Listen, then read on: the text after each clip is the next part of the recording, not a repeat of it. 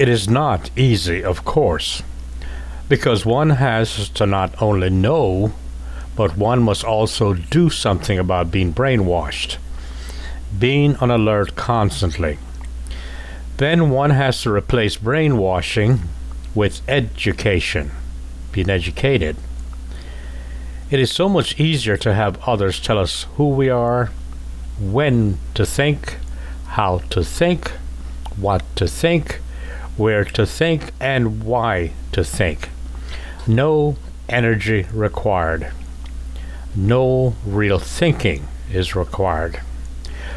All that is asked of you is to simply ignore yourself. Ignore who you are, what you are, why you are, when you are, and where you are. In your brainwashing, you're never here and now. Instead, you are constantly bombarded with history, and with it, shame and guilt. The two most prominent methods of maintaining ignorance is religion and politics. The two most effective mental conditioning is fear and hate. What if, and here you must use your creative imagination, but what if you see yourself as your own master, nobody's slave, intellectually or otherwise? You see yourself as the divine, the God that you have been brainwashed to seek elsewhere.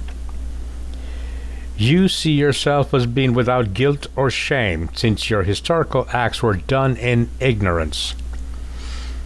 You see yourself without hate and fear, ignoring all the political religious messages to the contrary.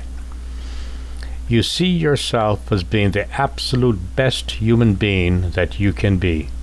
You see what I mean?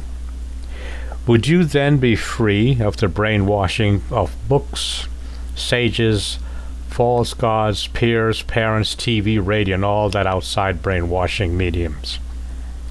Would you then go inside yourself for the answers? How do you do that?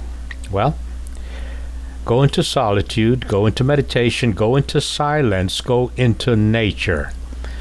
Suppress your ego and allow the spirits, sounds, sights, and feelings talk to you. Be receptive. Be. Come away saying and knowing the meaning of I am. Of course, in the end, you must think for yourself. I know I have mentioned this before, and I'll keep mentioning it over and over again.